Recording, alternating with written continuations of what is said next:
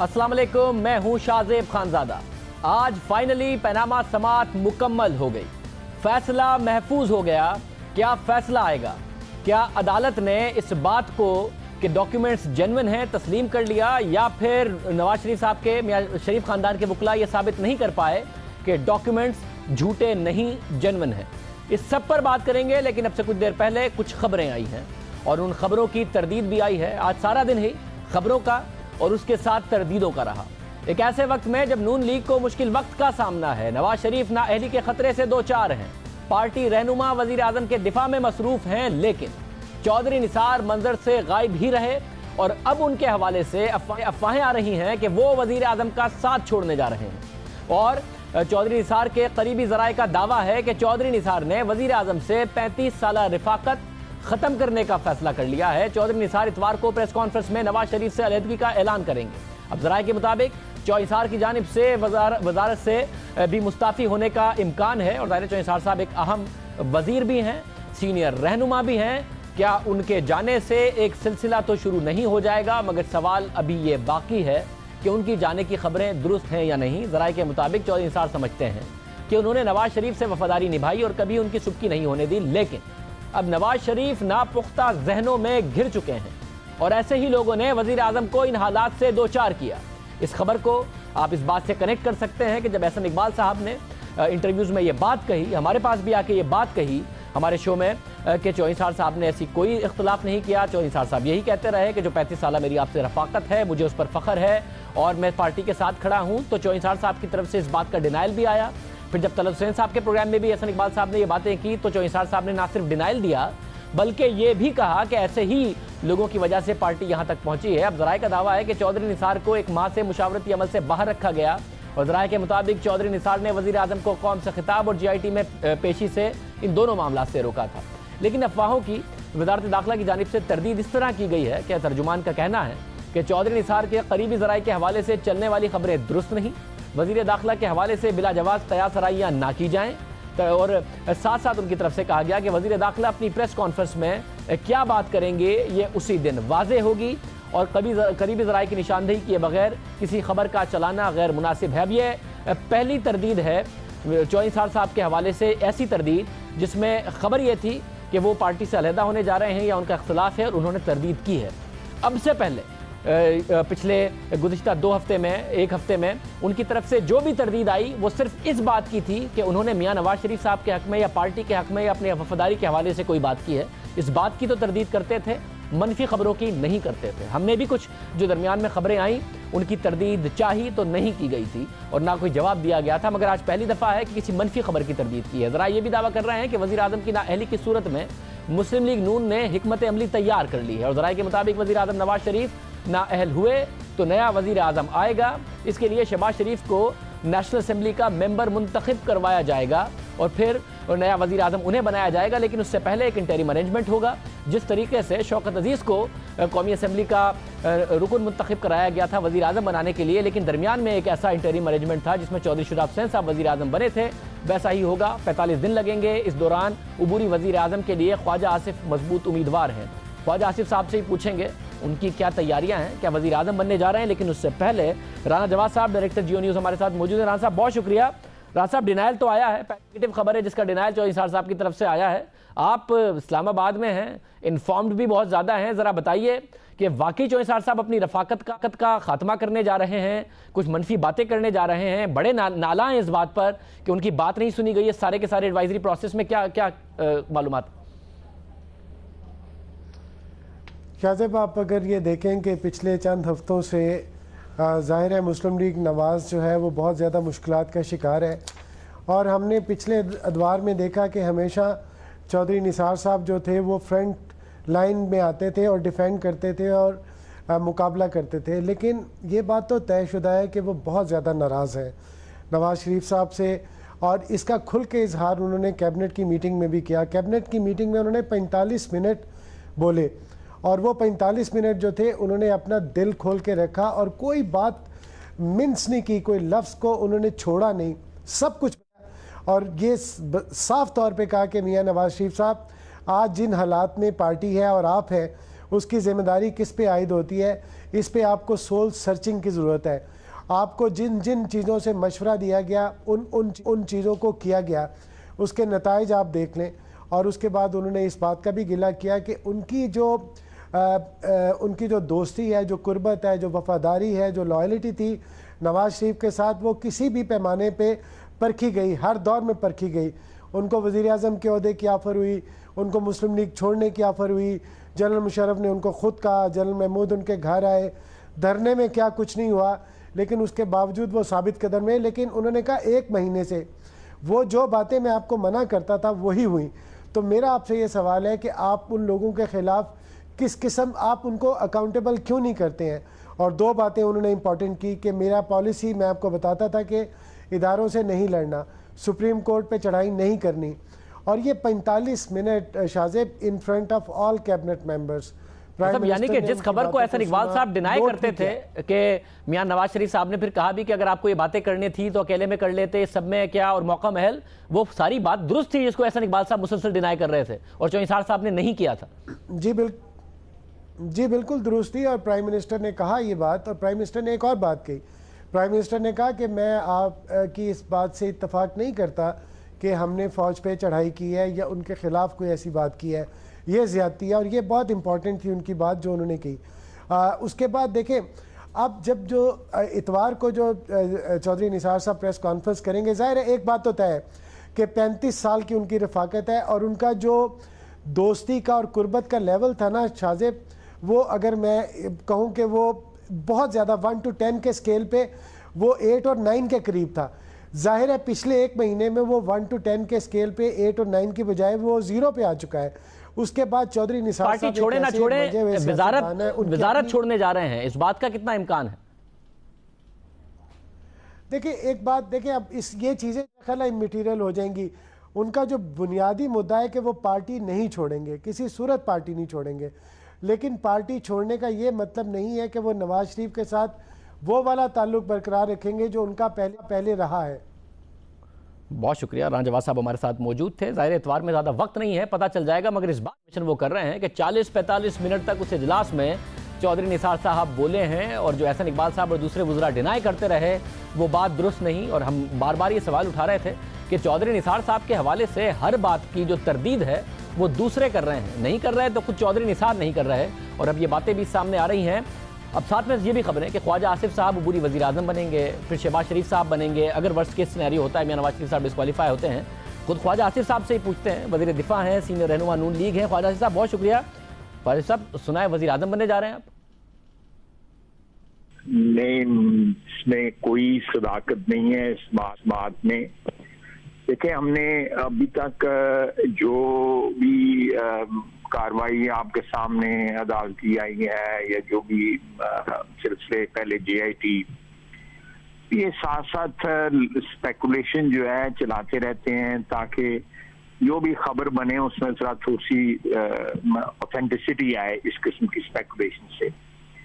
الحمدللہ ہماری پوری پارٹی جو ہے وہ میاں نواز شریف کے ساتھ جو ہے ان کی قیادت پہ 100% اعتماد کے ساتھ کھڑی ہے. اور یہ بھی ایک خوشائند بات ہے کہ ماضی میں جب اس قسم کی صورتحال پیدا ہوتی تھی تو سیاسی پارٹیوں کے اندر توڑ پھوڑ شروع ہو جاتی تھی، لیکن یہ ایک بار سیاستدانوں میں ایک میجورٹی آئی ہے اور سیاسی جماعتیں جو ہیں مضبوط ہوئی ہیں، تو یہ ایک اچھی بات ہے. میرے پولیٹیکل ورکر کے حساب سے میرا جو انالیسز ہے پرسوں میں نے سیالکوٹ میں بھی کہا تھا، انشاءاللہ تعالیٰ یہ کرائسس جو ہے میاں نواز شریف صاحب سروائیو کریں گے انشاءاللہ. اور ہم 2018 میں بھی جو میاں نواز شریف کی قیادت میں انتخاب لڑیں گے اور انشاءاللہ تعالیٰ پارٹی پھر جیت کے آئے گی. دیکھو صاحب ساری پارٹی تو نہیں ہے، جو آپ نے کہا ماضی کی روایت کے حوالے سے شخصیت ہیں جن کی آپ کے ساتھ عرصے سے بات نہیں ہوئی، میں ان پر آتا ہوں ان کے حوالے سے بات کرنے سے پہلے. لیکن یہ بتائیں، آپ ڈائریکٹلی ڈینائی کر رہے ہیں کہ اس بات کی گنجائش ہی نہیں ہے، آپ لوگ اس بات کو ڈسکس ہی نہیں کر رہے. وزیر اعظم ہے ملک کے، 1.5 کروڑ ووٹ آپ لوگوں نے لیا ہے، ورسٹ کیس سینیریو ہو سکتا ہے، وزیر اعظم ڈسکوالیفائی ہو سکتے ہیں. تو آپ لوگ روزانہ جو بار بار اجلاس کر رہے ہیں وزیر اعظم ہاؤس میں، اس میں میاں نواز شریف صاحب پہ بار بار اعتماد کے اظہار کے لیے کر رہے ہیں کہ بس میڈیا میں خبر جائے کہ وزیر اعظم پر سب کو اعتماد ہے، صرف اس لیے کر رہے ہیں، ڈسکس ہی نہیں کر رہے کہ آپ کی پارٹی کرے گی کیا اگر وزیر اعظم ڈسکوالیفائی ہو گئے. نہیں یہ میں یہ دیکھیں، یہ آج کا اجلاس جو ہے نا جس کے متعلق اسپیکولیشن ہو رہی ہے اس میں کوئی نہیں. ہم اجلاس جو ہے ڈیلی ہوتا ہے، ہم جو دن کی کاروائی ہوتی ہے اس کو انالیسز کیا ہے، وہ کلاس سے پوچھا جاتا ہے کہ بھئی آپ کی کیا اسیسمنٹ ہے، آرگومنٹس کیسے رہے، کیسی باتیں ہوئیں. کیونکہ بعض کا ہمارے جیسے پولیٹیکل ورکر جو ہے وہ اس کا لیگل انالیسس نہیں کر سکتے، تو ہمارے لائرز بیٹھ کے اس کا انالیسس دیتے ہیں کہ آرگومنٹس ہوئے، کاؤنٹر آرگومنٹس ہوئے، ان آرگومنٹس میں ہمارے آرگومنٹس میں کتنا وزن تھا، یا جو معزز عدالت نے اور جج صاحبان نے جو بات کی ہے وہ کہاں تک جو ہے اثر انداز ہو سکتی ہے ہمارے کیس پہ. اس کے علاوہ اور کوئی بحث نہیں ہوتی کہ یہ جو باہر بیٹھ کے جو اندازے لگائے جا رہے ہیں کہ جی وزیر اعظم کے اوپر بحث ہو رہی ہے، نا، بالکل قطعی طور پہ نہیں. مگر جب آپ کو یہ بتاتے ہوں گے لائرز، آپ کہہ رہے ہیں کہ جو ہمارے وکلا ہیں وہ ان کے ساتھ بات ہوتی ہے، تو وکلا بتاتے ہوں گے نا کہ بیسٹ کیس سینیریو یہ ہے کہ میاں صاحب بچ جائیں، آرگومنٹس کو دیکھتے ہوئے ججز کے ورسٹ کیس سینیریو یہ ہے کہ میاں صاحب شاید نہ بچیں. تو آپ صرف بیسٹ کیس سینیریو سن کے اور اسی پہ باتیں کرتے ہیں سارے کے سارے پارٹی میں بیٹھ کے، ورسٹ کیس سینیریو ڈسکس ہی نہیں کر رہے آپ کہ آپ کا وزیر اعظم ڈسکوالیفائی ہو گیا تو یہ ملک ہے، کسی نے چلانا ہے، کیا ہوگا، کیا کریں گے، اچانک پینک کریں گے؟ نہیں دیکھیں نہیں، میری بات سنیں. آپ جس کو ورسٹ کیس سینیریو کہہ رہے ہیں یا کرائسس موڈ کی بات کر رہے ہیں، شاہزیب اگر آپ پچھلے 26-27 سال کی تاریخ پہ نظر دوڑائیں تو we have been through this before also. 93 میں بھی، 97 میں بھی، اور اس طرح سلسلہ ہمارے ساتھ یہ کوئی نیا نہیں ہے. لیکن ہم سمجھتے ہیں ہمیں عدالتی جو پروسیس ہے، جو عدلیہ کا جو پروسیس ہے، اس سے پوری طرح اعتماد ہے. ہمیں اپنی کیس کی جو سچائی ہے، صداقت ہے، اس سے پوری طرح اعتماد ہے. ہم سمجھتے ہیں کہ ہم اس کیس سے سرخرو ہو کے نکلیں گے. تو یہ میرا خیال ہے کہ یہ ساری باتیں جو ہے پیش از وقت ہیں. صاحب تو آپ یہ کہہ رہے ہیں کیٹیگوریکلی، آپ کہہ رہے ہیں کہ آپ کا عبوری وزیر اعظم بننا، پھر شہباز شریف صاحب کا 45 دن کے پروسیس سے الیکٹ ہو کے آنا، یہ کیٹیگوریکلی آپ کہہ رہے ہیں یہ ڈسکس ہو ہی نہیں رہا پارٹی میں، ہو ہی نہیں رہا کہ میاں نواز شریف صاحب مائنس ہو سکتے ہیں اور پھر کیا ہو سکتا ہے، یہ بات ہی نہیں ہو رہی. Absolutely not. میں بالکل آپ کو بالکل جس کو کہتے ہیں نا کہ 100% یقین دلاتا ہوں. اگر میرا کہنا جو ہے وہ سفیشینٹ ہے، نہیں تو میں آپ کو بالکل بتاتا ہوں یہ پارٹی کے اندر اس قسم کی کوئی نہ کوئی کینڈیڈیٹ ہے، نہ کوئی اس قسم کی ڈسکشن ہوئی ہے، نہ ایون اسپیکولیشن بھی اس کے اوپر کوئی نہیں ہوئی. میں بالکل آپ کو صحیح بتا رہا ہوں. اور یہ جو پولیٹیکل پروسیس کی میچورٹی کی نشانی ہے. صاحب جتنا آپ 100% کہہ رہے ہیں اس کے بعد میں نہیں پوچھتا، ورنہ میں نے تو آپ سے سوال پوچھنا تھا کہ جب آپ وزیر اعظم بنیں گے تو آپ کا وزیر داخلہ کون ہوگا؟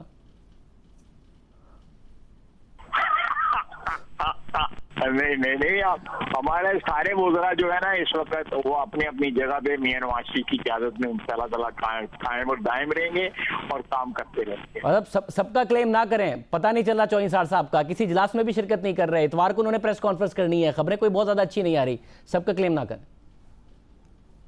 اتوار کو جی اتوار کو پریس کانفرنس کر رہے ہیں، وہ خبریں بڑی عجیب آ رہی ہیں. اتوار کو کریں گے اور پارٹی اجلاس کے حوالے سے بھی بڑی عجیب خبریں آئی ہیں، تو اتوار کو کریں گے. نہیں اچھا مجھے نہیں پتا، مجھے اس بات کا نہیں پتا. I'm not aware of that. بہت شکریہ. خواجہ آصف صاحب ہمارے ساتھ موجود تھے. کیٹیگوریکلی ڈینائی کر رہے ہیں 100% کہ یہ بات ڈسکس ہی نہیں ہوئی کہ میاں صاحب اگر مائنس ہو گئے، اگر میاں صاحب ڈسکوالیفائی ہو گئے تو پھر کیا ہوگا، یہ بات ڈسکس ہی نہیں ہو رہی. ورسٹ کیس سینیریو اتنی بڑی پارٹی ڈسکس ہی نہیں کر رہی ہے، اور کہ اس صورت میں کیا ہوگا. 3 مرحلوں سے گزرنے کے بعد، 273 دن گزرنے کے بعد سپریم کورٹ کے عمل درآمد بینچ نے فیصلہ محفوظ کر لیا ہے. سب نظر عدالت پر جمی ہے، جہاں سے اس تاریخ ساز فیصلے کی توقع کی جا رہی ہے. جی آئی ٹی کی رپورٹ پر آج 5ویں سماعت ہوئی. آج کی سماعت کے آغاز میں سلمان اکرم راجہ نے دلائل دیے. سلمان اکرم راجہ نے عدالت کو بتایا کہ کل نیلسن اور نیسکول کی ٹرسٹ ڈیڈ پر بات ہوئی. اس پر عدالت نے ریمارکس دیے کہ بادی النظر میں یہ جعل سازی کا کیس ہے. وہ اس حوالے سے وضاحت دینا چاہتے ہیں. جسٹس عظمت سعید شیخ نے ریمارکس دیے کہ یہ تو ہم بھی دیکھ سکتے ہیں کہ دستخط کیسے مختلف ہیں. جس پر سلمان اکرم راجہ نے کہا کہ انہوں نے اکرم شیخ سے بات کی ہے، انہوں نے بتایا ہے کہ غلطی سے یہ صفحات لگ گئے، یہ صرف ایک کلیریکل غلطی تھی جو اکرم شیخ کے چیمبر سے ہوئی، کسی بھی صورت میں جعلی دستاویز دینے کی نیت نہیں تھی. جس پر جسٹس عظمت سعید نے ریمارکس دیے کہ مسئلہ صرف فونٹ کا رہ گیا ہے. اس کے علاوہ سلمان اکرم راجہ نے ایک اور اہم معاملے کی بھی وضاحت کی.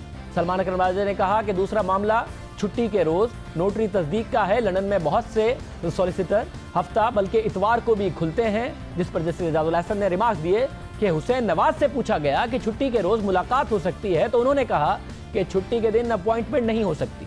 इस पर सलमान अकरम राजा ने कहा कि आम सवाल किया जाए तो जवाब मुख्तलिफ होगा, मखसूस सवाल नहीं किया गया। यानी JIT में जो हुसैन नवाज की तरफ से बात की गई है उसके हवाले से वो कह रहे थे कि सवाल आम किया गया, अगर मखसूस सवाल उनसे किया जाता कि इस ट्रस्ट डीड के हवाले से तो जवाब कुछ और होता। समाअत के दौरान बेंच के सरबराह जस्टिस एजाज अफजल ने सलमान अकरम राजा से पूछा कि क्या इस बात से इत्तफाक करते हैं कि रेफरेंस नैब को भिजवा दिया जाए, जिस पर सलमान अकरम राजा ने कहा कि मेरा जवाब है कि केस मजीद तहकीकात का है, खतूत को बतौर शवाहिद पेश किया जा सकता है लेकिन तस्लीम नहीं किया जा सकता। जिस पर जस्टिस एजाज अफजल ने रिमार्क दिए कि वजीर आजम ने कौमी असम्बली की तकरीर में असासों का जिक्र करते हुए हमारे का लफ्ज इस्तेमाल किया। इसका मतलब है कि वो अपने आप को खानदान से अलग नहीं कर रहे।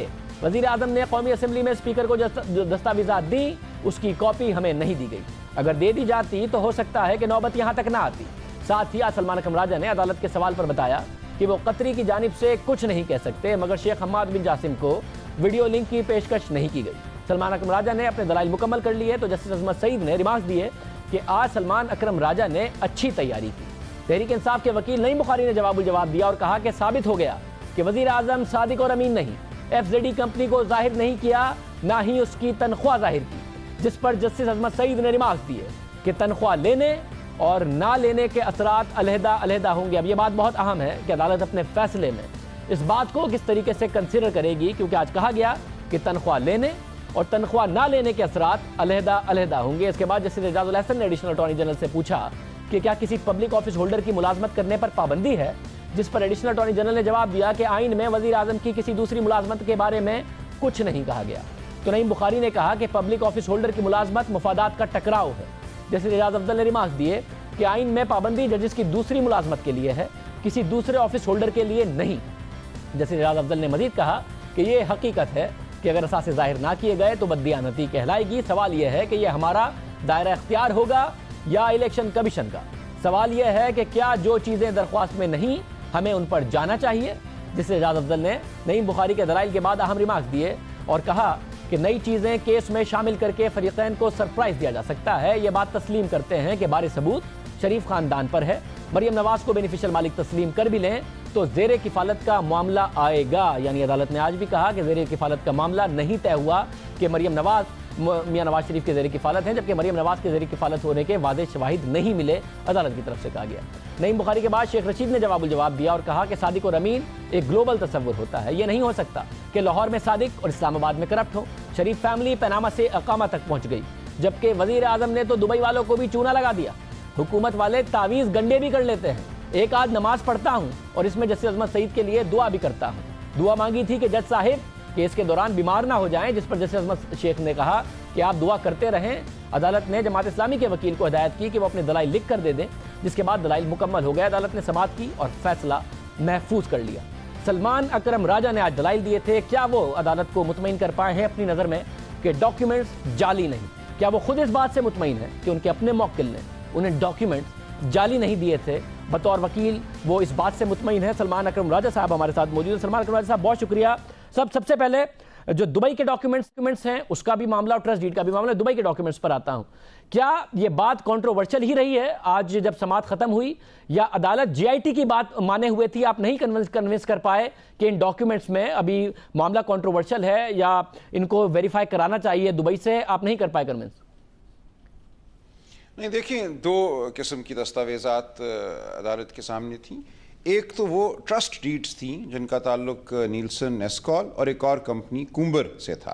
कल की समाअत के दौरान जस्टिस अजमत सईद साहब ने ये बात की कि बादी नज़र में ये लगता है कि दोनों जो ये दस्तावेज़ात हैं उन पे जो दस्तखत किए गए हैं वो एक ही हैं, यानी कि एक ही दस्तखत को दो दफ़ा इस्तेमाल करके दो दस्तावेज़ात तैयार करने की कोशिश की गई है। ज़ाहिर है ये एक बहुत संगीन ऑब्जर्वेशन थी। अगर ऐसा हुआ हो तो ये यकीनन جعلسازی کے زمرے میں آتا ہے. میری گزارش کل یہ تھی کہ مجھے معلوم کرنے دیں اور یقیناً اس کی کوئی معصومانہ اس کا جواب ہوگا. اور وہی ہوا. جب میں نے تحقیق کی, پتہ کیا شیخ صاحب کے چیمبر سے, تو بات جو سامنے نکلی کہ وہ یہ تھی کہ ایک ہی دستاویز کا سائننگ پیج جو ہے غلطی سے ان کے غالباً منشی صاحب نے دونوں دستاویزات کے ساتھ لف کر دیا تھا. لیکن اچھی بات یہ سامنے آئی کہ ریکارڈ پہ, جے آئی ٹی کے ریکارڈ پہ دونوں وہ دستاویزات اپنی اصلی حالت میں موجود تھیں. وہ دستاویزات میں نے پڑھ کر ان کو دکھائیں تو انہوں نے کہا کہ بالکل ٹھیک بات, یوں نظر میں دونوں دستخط مختلف ہیں, ایسا نہیں ہے کہ ایک ہی دستخط کو 2 دفعہ استعمال کیا گیا ہے. لہٰذا اب صرف معاملہ کیلیبری فونٹ والا رہ گیا. جعلسازی کی جو کل بات ہوئی تھی وہ مکمل طور پہ آج وہ تاثر زائل ہو گیا اور وہ بات ختم ہو گئی. کیلیبری فونٹ کے حوالے سے کل میں نے گزارشات کر دی تھیں کہ 2007 سے پہلے بھی, یعنی کہ 2006 یا اس سے پہلے 5 میں ممکن تھا کہ کیلیبری فونٹ کو ڈاؤن لوڈ کیا جائے اور استعمال کیا جائے. جنوری 2007 میں صرف یہ مائکروسافٹ آفس کا حصہ بنا. میں صرف اگر یہ جاننا چاہوں کہ ظاہر ہے کل آج عدالت نے کہا ہے کہ معاملہ صرف اب کیلیبری فونٹ کا رہ گیا ہے, تو جب سماعت ختم ہوئی ہے تو اس کے اوپر کیا کنوینس ہوئے ہیں ججز؟ کیونکہ کل آپ نے کیلیبری فونٹ کے حوالے سے کہا تھا, مگر آج ججز نے کہا کہ معاملہ ابھی بھی کیلیبری فونٹ کا رہ گیا ہے جب آپ وہ دستخط والے آرگومنٹ کے بعد. دیکھیے میرا خیال ہے وہ انہوں نے صرف یہی کہا کہ کل چونکہ اس حوالے سے 2 معاملات تھے کہ کیا یہ دستاویزات کی تشکیل میں بھی جعلسازی ہوئی ہے, اور دوسرا معاملہ تھا فونٹ کا کہ ان کی تاریخ ان دستاویزات کی کیا ہونی چاہیے.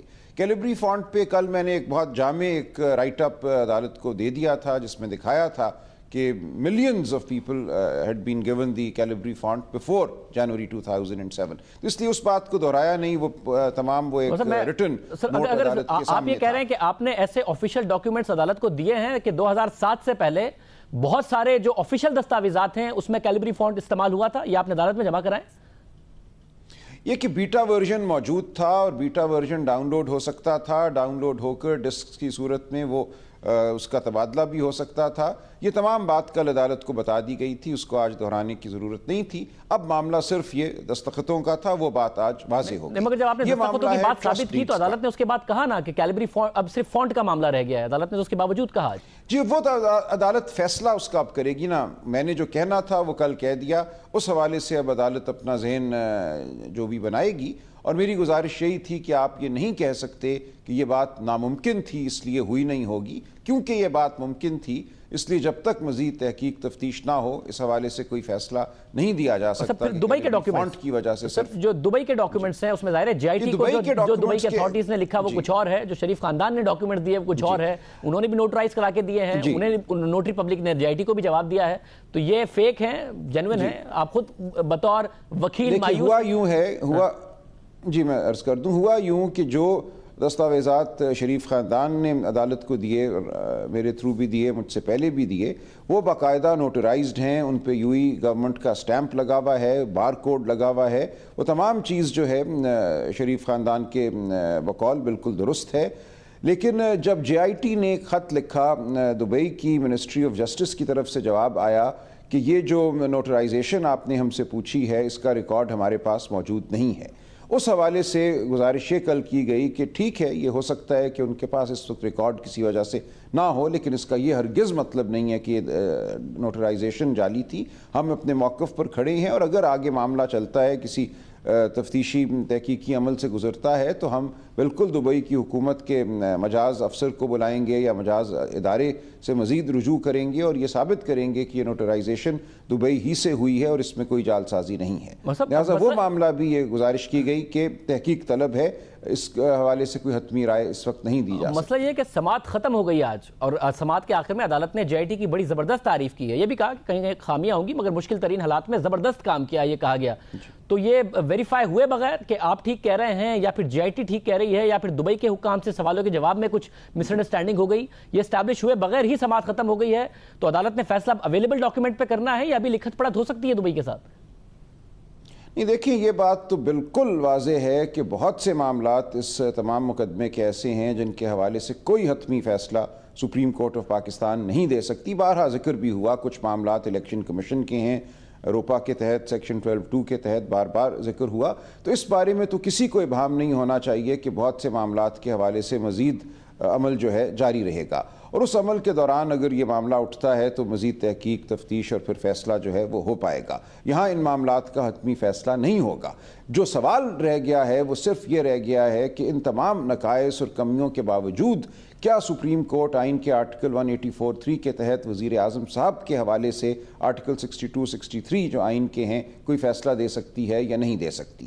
وہ اب فیصلہ ہے جو سپریم کورٹ نے کرنا ہے، اور یہ بالکل یقینی بات ہے کہ اس کے علاوہ جو معاملات ہیں وہ کسی اور عدالت یا مجاز ادارے کی طرف پر آتے ہوئے، مگر آپ نے کہا کہ جو باقی معاملات ہیں، میں بطور وکیل آپ سے جاننا چاہ رہا ہوں کہ آپ خود کنونسڈ ہیں کہ آپ کے جو کلائنٹس ہیں، جو شریف خاندان ہے، انہوں نے کہیں بھی کوئی جعلی ڈاکیومنٹ دے کر آپ سے دلائل دینے کو نہیں کہہ دیا؟ آپ خود ذاتی طور پر کنونسڈ ہیں اس بات سے؟ دیکھیں، میرے پاس کسی ایسی بات کا کوئی ثبوت نہیں ہے کہ کوئی جیل سازی ہوئی ہو.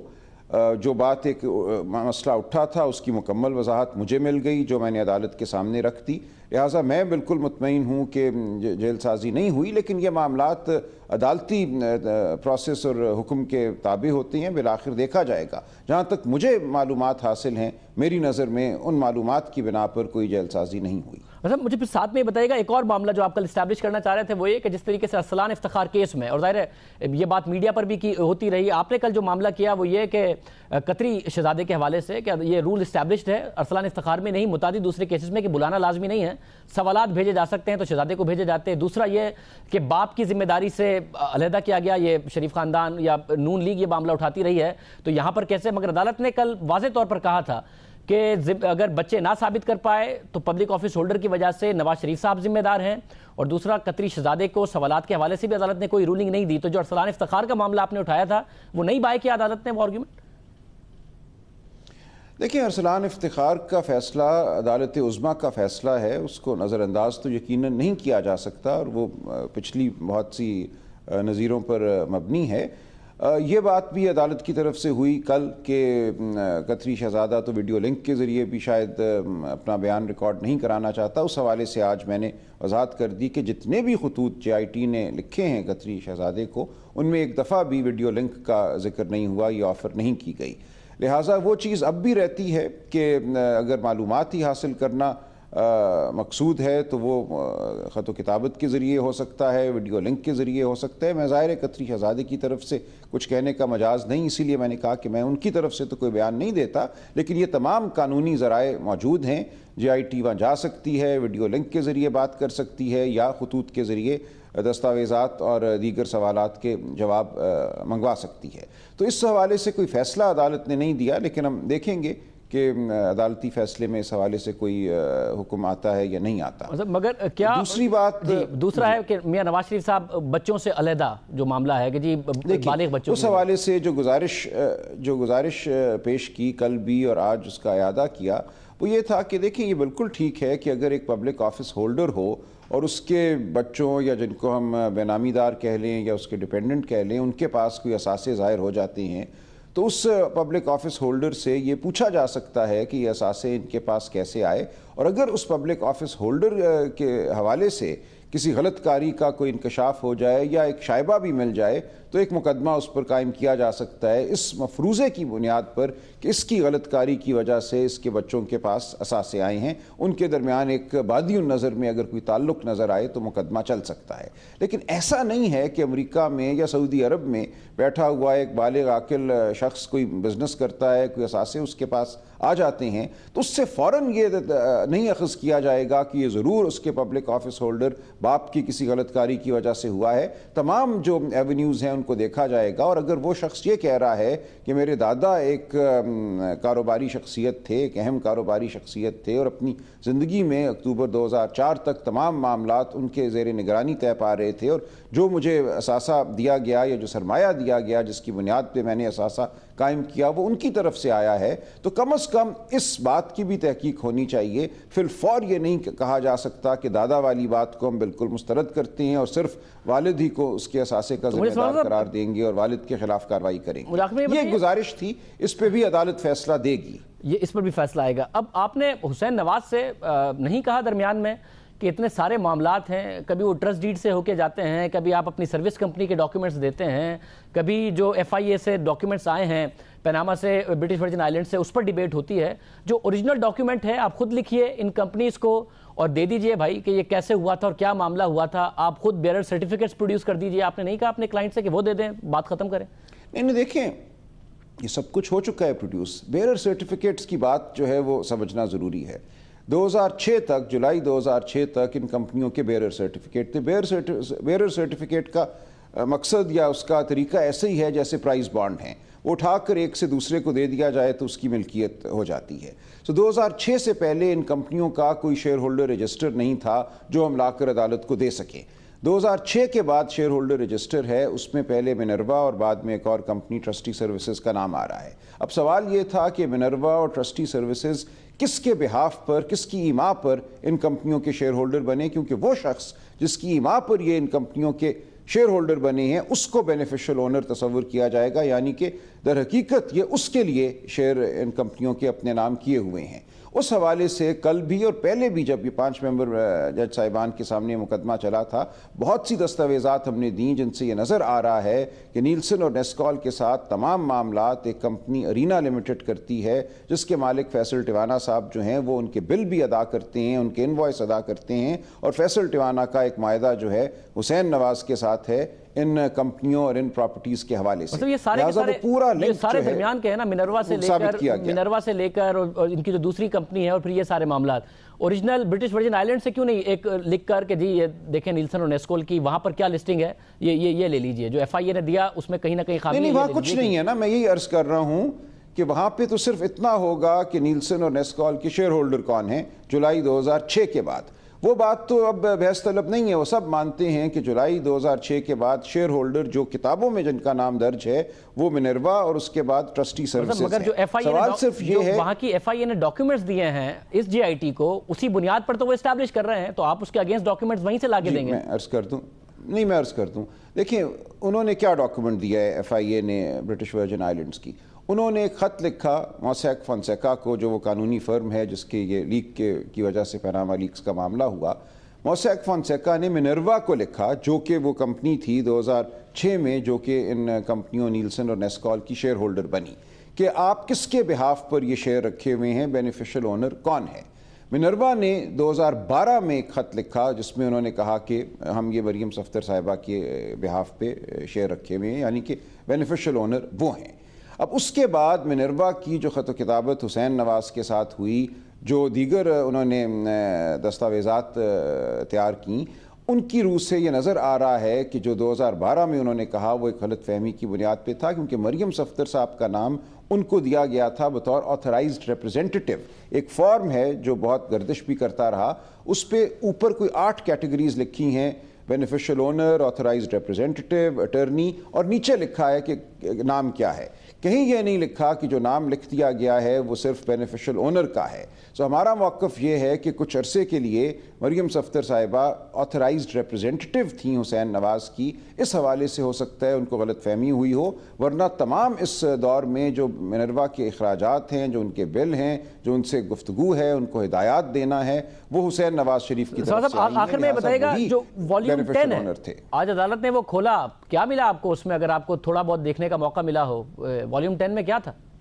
دیکھیں والیوم 10 میں وہ میوچل لیگل اسسٹنس کی ریکویسٹس ہیں, یعنی کہ باہمی جو تعاون کے معاہدوں کے تحت مختلف ممالک کو بھیجی گئی ہیں درخواستیں معلومات کے لیے, اور یہ وہ درخواستیں ہیں جن کے حوالے سے ابھی تک جواب نہیں آیا.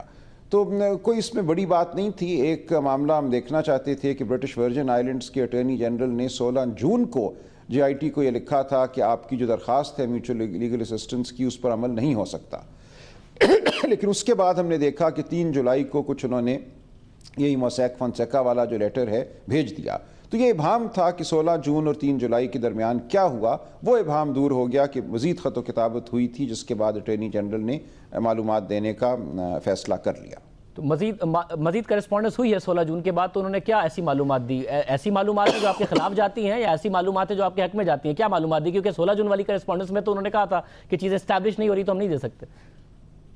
جی میں شاہزیب آپ کو ٹھیک سن نہیں سکا آخری آپ کا مزید کرسپونڈنس میں کیا معلومات انہوں نے دی ہے؟ ایسی معلومات جو آپ کے کلائنٹ کے خلاف جاتی ہے؟ وہی معلومات جو موسیک فونسیکا والا جو لیٹر ہے, پہلے انہوں نے وہ بھی دینے سے انکار کر دیا تھا 16 جون کو. 3 جولائی کو انہوں نے وہی جو خط موسیک فونسیکا کا ہے وہ بھیج دیا، جو انہوں نے خط لکھا تھا برٹش ورجن آئلینڈز کی فائنینشیل انویسٹیگیشن ایجنسی کو، وہ خط انہوں نے بھیج دیا کہ ہمیں یہ خط ملا تھا موسیک فونسیکا کی طرف سے۔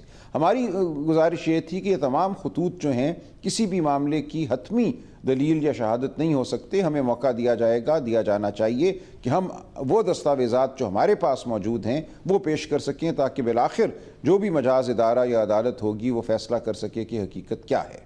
بہت شکریہ سلمان اکرم راجہ صاحب ہمارے ساتھ موجود تھے، دلائل دیتے رہے، آ کر بتا رہے تھے کہ جو مختلف معاملات تھے، جو جال سازی کی بات بار بار ہو رہی تھی، اس کے اوپر کیا آرگیومنٹ ہوئے۔ ظاہر فیصلہ عدالت نے کرنا ہے کہ وہ کس حد تک کنونس ہوئے ہیں اس بات سے۔ یہ کہتے ہیں کہ کچھ معاملات ایسے ہیں جو کہ ظاہر تحقیق طلب ہیں، جو کچھ معاملات ہیں وہ باقاعدہ طور پر اسٹیبلش ہو گئے۔ ٹرسٹ ڈیڈ کا کہہ رہے ہیں کہ یہ اسٹیبلش کرنے میں کامیاب ہوا ہوں کہ وہ جعلی نہیں تھی۔ جو فونٹ کے حوالے سے بھی بہت سارے ایسے ڈاکیومنٹس دینے میں کامیاب ہوئے ہیں کہ اس سے پہلے 2007 سے پہلے بھی یہ ڈیلنگز ہوا کرتی تھی اگر یہ آفیشیل نہیں ہوا تھا یا ڈیفالٹ فونٹ نہیں ہوا تھا۔ پروگرام میں ایک بریک شامل کرتے ہیں، میں خبر بات کریں گے۔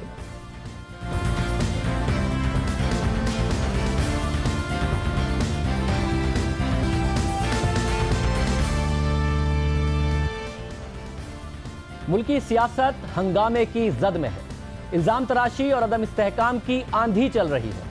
اس صورتحال میں ملک کی سب سے بڑی عدالت کو سب سے اہم کیس کا فیصلہ لکھنا ہے۔ کسی بھی وقت سپریم کورٹ پاناما کیس کا فیصلہ سنا دے گی۔ فیصلہ جو بھی ہو پاکستان کے لیے اہم ہوگا، اس میں کوئی شک نہیں کہ طاقتور کے خلاف فیصلے قوموں کے آگے بڑھنے میں، قوموں کے مستقبل کے لیے لازمی ہیں۔ اور میاں نواز شریف بہرحال ایک طاقتور شخصیت ہے، مگر سوال یہ ہے کہ کیا فیصلہ ناقابل تردید ثبوتوں کی بنیاد پر ہوگا، چاہے ان کے حق میں ہو یا ان کے خلاف؟ کیونکہ ثبوت ان کے خلاف ہوئے اور فیصلہ حق میں آیا تو ملک کے لیے اچھا نہیں ہوگا، اور ثبوت ناقابل تردید نہ ہوئے اور فیصلہ خلاف آیا تو بھی پاکستان کے حق میں اچھا نہیں ہوگا۔ اور اس بات میں کوئی شک نہیں کہ معزز عدلیہ ہی بہتر جانتی ہے کہ ثبوت ناقابل تردید ہیں یا نہیں، ان کے خلاف فیصلہ دینے کے لیے یا ان کے حق میں فیصلہ دینے کے لیے۔ مگر سیاسی آندھی اور ماحول اپنی جگہ بنا ہوا ہے۔ میاں صاحب کے حق میں ان کی پارٹی کی طرف سے اور مخالفت میں ان کے مخالفین کی طرف سے ایک آندھی چلی ہے، ایک ماحول بنا ہوا ہے۔ فیصلہ جو بھی ہو، اس فیصلے سے پاکستان کی سیاست، جمہوریت اور مستقبل کا تعین ہوگا۔ ماضی میں ایسے فیصلے جن سے سیاسی رہنما وابستہ تھے، ان فیصلوں نے پاکستان پر دور رس اثرات چھوڑے، مگر اس وقت بھی ایک آندھی چلتی ہے۔ فیصلوں سے پہلے ایک ماحول بنتا رہا، اخبارات ہیڈ لائنز لگا کر تاثر دیتے رہے کہ اچھا ہوا، تاریخی فیصلہ دیا گیا۔ لوگ سڑکوں پر نہیں نکلے تو سمجھا گیا کہ فیصلہ عوام نے قبول کر لیا، مگر آج وہی فیصلے پاکستان کی جمہوری اور سیاسی تاریخ کا سیاہ باب ہیں۔ بعد میں یہ فیصلے غلط تسلیم کیے گئے، خود عدالت نے انہیں غلط تسلیم کیا۔ یہ معاملہ 1955 سے شروع ہوتا ہے۔ ذوالفقار علی بھٹو کی پھانسی ہو، نظریہ ضرورت کی ایجاد ہو، ماورائے آئین اقدامات کی توثیق ہو یا پھر فیصلوں کو جائز قرار دینا ہو، ان فیصلوں نے ملکی سیاست پر گہرے مگر منفی اثرات ڈالے۔ یہ فیصلے مثال تو بنے مگر منفی۔ آج کوئی ان کی مثال تک نہیں دیتا۔ خود عدالت اپنے فیصلوں کی بنیاد ماضی کے ان فیصلوں کو نہیں بناتی۔ ایسے فیصلوں کی سب سے پہلی مثال 1955 میں سامنے آئی، جب عدالت عظمیٰ کے چیف جسٹس محمد منیر نے نظریہ ضرورت کے تحت اسمبلی توڑنے کے غیر جمہوری فیصلے کو درست قرار دیا، اور پھر یہی نظریہ ضرورت کا فیصلہ بعد میں آنے والے آمروں کے لیے سیاست میں انٹری کی وجہ بنا۔ اسی فیصلے کو جواز بنا کر 1958 میں جنرل ایوب کو فوجی مداخلت کا قانونی جواز ملا، اور بعد میں آنے والے آمروں نے بھی آئین توڑنے، منتخب حکومت کو ختم کرنے کے لیے اسی نظریہ ضرورت کا سہارا لیا۔ بدقسمتی سے جب یہ فیصلے سامنے آئے تو ایسی سیاسی آندھی چلی جس نے ایک ایسا ماحول بنایا کہ میڈیا نے فیصلے کے حق میں ہیڈ لائنز لگائیں جو اخبارات اس وقت موجود تھے۔ تاثر یہ پیدا کیا گیا کہ یہ فیصلہ ناگزیر تھا اور بہت اچھا ہوا، نہ ہوتا تو ملک پتہ نہیں ملک کا کیا ہوتا۔ ان فیصلوں کے خلاف کوئی سڑکوں پر نہیں نکلا تو یہ تاثر ابھرا کہ عوام بھی یہی چاہتے تھے، مگر آج یہ فیصلے پاکستان کی سیاسی تاریخ پر بدنما داغ ہیں۔ کوئی عقل اور شعور رکھنے والا ان کی حمایت نہیں کرتا۔ جسٹس منیر کے نظریہ ضرورت کو بعد میں عدالت نے خود دفن کر دیا۔ ماضی کا یہ مقبول فیصلہ ملکی تاریخ کا سب سے بدترین فیصلہ ثابت ہوا، مگر اس وقت جب آندھی چلی تھی، جب ماحول بنا تھا، اس وقت نہ میڈیا کو لگا، نہ سیاستدانوں کو لگا، نہ اعلیٰ عدلیہ کو لگا کہ یہ اتنا کالا فیصلہ ثابت ہوگا۔ اسی طرح ایک اور مثال ہماری سیاسی تاریخ کا حصہ ہے، اس کی مثال بھی دی جاتی ہے مگر منفی طور پر۔ سابق وزیر اعظم ذوالفقار علی بھٹو کو ایک فوجی عامر کے ایما پر عدالتی نظام کی مدد سے سزائے موت دی گئی، جس پر وہی سیاسی آندھی چلی तासुर पैदा किया गया कि भुट्टो मुंतखब मगर गैर मकबूल हैं। इसी दौरान PNA की तहरीक चली। इसी सियासी आंधी की वजह से एक आमिर को मुंतखब वज़ीर आज़म का तख्ता लुटने का मौका मिला और फिर इसी सियासी आंधी ने इस डिक्टेटर को मुंतखब वज़ीर आज़म को फांसी पर लटकाने का मौका दिया। कोई कुछ बोला नहीं। अखबारात ने भी ऐसी सुर्खियां लगाई, तासुर पैदा किया कि बिल्कुल दुरुस्त हुआ, मुल्क के लिए अच्छा हुआ, इससे पाकिस्तान का मुस्तकबिल बेहतर होगा और इस फैसले को सियासी हिमायत भी हासिल रही। मगर आज जब आंधी छट गई तो कोई अच्छी मिसाल नहीं दी जाती, बल्कि इस अदालती फैसले को अदालती कत्ल करार दिया जाता है। खुद अदालत उज़्मा ने तस्लीम किया कि जुल्फ़िकार अली भुट्टो की फांसी की सज़ा के खिलाफ अपील मुस्तरद करने वाले सुप्रीम कोर्ट के बेंच के एक मौजूद जज जस्टिस नसीम हसन शाह ने 2002 में अपनी किताब लिखी और उसमें भुट्टो की सज़ाए मौत के फैसले पर अफसोस का इजहार किया। बाद में नसीम हसन शाह ने एक इंटरव्यू में भी एतराफ़ किया था कि जुल्फ़िकार अली भुट्टो के मुकदमे में उनके बचने की गुंजाइश मौजूद थी। उन्हें अफसोस है कि उन्होंने इख्तलाफी नोट नहीं लिखा। उस वक्त का मकबूल फैसला था। आज मुल्क की सियासी तारीख का सियाह बाब है। उस वक्त आंधी चली थी, माहौल बना था, सब अच्छा लग रहा था, अखबार भी सब अच्छा रिपोर्ट कर रहे थे। मगर उसके बाद पाकिस्तान की तारीख में और पाकिस्तान की जमहूरी तारीख में एक सियाह बाब खुला, जिसने पाकिस्तान और जमहूरियत दोनों को बड़ा धचका पहुंचाया। हमारी तहकीक के मुताबिक अदालत ने कभी किसी फैसले में इस केस की मिसाल नहीं दी, यानी किसी को सजाए मौत देने के लिए भुट्टो साहब का केस एक मिसाल नहीं बना। अब पाकिस्तान की सियासत में एक और सियाह बाब की बात करते हैं। 90 की दिहाई में बार बार आइन की दिफा 58(2)B के तहत 3 जमहूरी हुकूमतों का तख्ता उल्टा गया, जिसमें ये जमहूरी पार्टियां खुद भी शामिल रही एक दूसरे की हुकूमत गिराने में। 2 दफ़ा अदालत ने सदारती फैसले की तौसीक की और एक बार अदालत ने सदारती फैसला रद्द कर दिया। इन तीनों फैसलों पर भी कोई सदाए एहतजाज बुलंद नहीं हुई, सियासी क़यादत खुश हुई, मिठाइयाँ बांटी गईं। अखबारात ने फिर हेडलाइंस लगाई कि बहुत अच्छा हुआ कि हुकूमत का अख्तिताम हुआ, करप्शन का बहुत ज़्यादा दौरा था, मुल्क सही सिमत में नहीं जा रहा था। मगर फैसलों के इस तजाद को मुल्क की सियासी तारीख में अच्छे अल्फाज से याद नहीं किया जाता। सियासी आंधी जब छट गई तो यही फैसले मुतनाज़ा ठहरे। इस मामले पर एक और मिसाल पाकिस्तान की सियासी तारीख का हिस्सा है। परवेज़ मुशर्रफ ने 2/3 अक्सरियत रखने वाली जमहूरी हुकूमत का तख्ता उल्टा। उनके गैर आइनी इक़दामात को अदालत ने तहफ़्फ़ुज़ फराहम किया। उस वक्त भी सियासी आंधी में इस फैसले की पजीराई हुई। पीपल्स पार्टी ने मिठाइयाँ बांटी, नवाज शरीफ के वोटर्स और सपोर्टर्स बाहर ना निकले तो तासुर पैदा हुआ कि जो हुआ अच्छा हुआ। ये मुल्क के मुस्तकबिल के लिए नागुज़ीर था।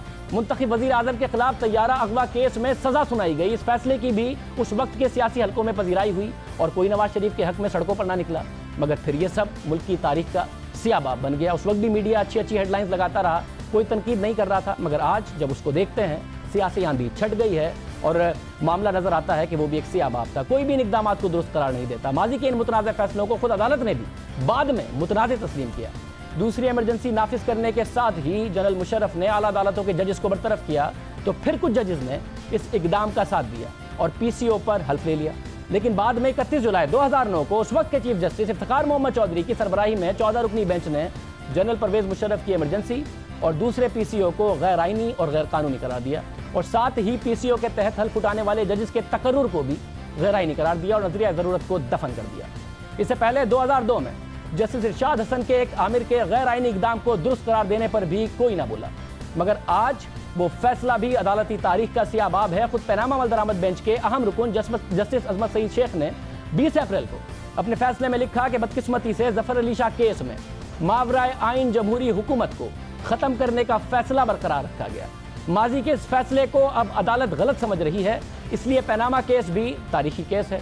कानून के तकाजे पूरे करने होंगे। आंधी से हटकर, आंधी से बिल्कुल हटकर दूर जाकर सोचना होगा ताकि मुस्तकबिल में ये केस मिसाल बने तो बिला तरदीद सबूतों की बुनियाद पर, ना कि इस सियासी आंधी और सियासी माहौल की बुनियाद पर जो सियासी जमातों और मीडिया ने बनाया हुआ है, चाहे वो नून लीग की तरफ से मियां नवाज शरीफ के हक में बनाने की कोशिश हो या उनकी अपोजिशन जमातों की मियां नवाज शरीफ के खिलाफ फैसला चाहने के हक में हो। और माजी में भी यही कुछ होता रहा है। आंधी चली थी मगर जब आंधी छटी तो बाद में एक तारीख बाब बना। इसलिए अब फैसले से ऐसी मिसाल कायम हो जो मुस्तकबिल में मिसाल तो बने मगर गलत मिसाल ना बने, क्योंकि हर अनप्रेसिडेंटेड फैसला एक अच्छा प्रेसिडेंट नहीं बनता।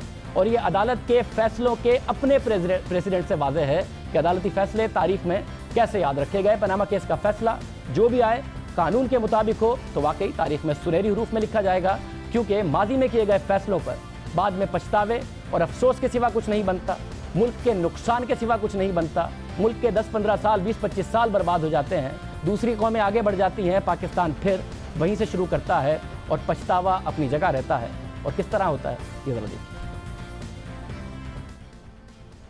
ہو تو سکتا تھا، مگر جب وہ جو ان کا وکیل ہے وہ کہتا ہے مجھے سزا کی کوئی پرواہ نہیں، مجھے تو کوٹل چاہیے، میں سمجھتا ہوں بھٹو یعنی جو ہے وہ سر آپ ڈسینڈنگ نوٹ تو دے سکتے تھے نا، جب آپ دے تو سکتا تھا، آپ مگر یعنی میرے خیال میں اس میں کچھ تھوڑی سی ہماری بھی کمزوری ہے اور کچھ اس کی یا بختیار کی بھی تھی، یعنی اس نے ہمیں ایک قسم کا ناراض کر دیا، یا بختیار نے آپ کو ناراض کر دیا، لیکن سر آپ خود تسلیم کرتے ہیں کہ یہ بھٹو کو یہ ملنا چاہیے تھا، یہ بینیفٹ آف ڈاؤٹ ملنا چاہیے تھا؟ ہاں یہ اگر اس کو آپ ذاتی طور پہ تسلیم کرتے ہیں جیسا آپ نے مانا، تو اگر آپ ڈسینڈنگ نوٹ لکھتے تھے تو آج پاکستان کی تاریخ مختلف نہ ہوتی؟ پتہ نہیں مختلف ہوتی یا نہیں ہوتی، مگر کم از کم اس کی جان بچ جاتی، اور مجھے بھی اس کا بعد میں کافی افسوس رہا۔ اجازت دیجیے، اللہ حافظ۔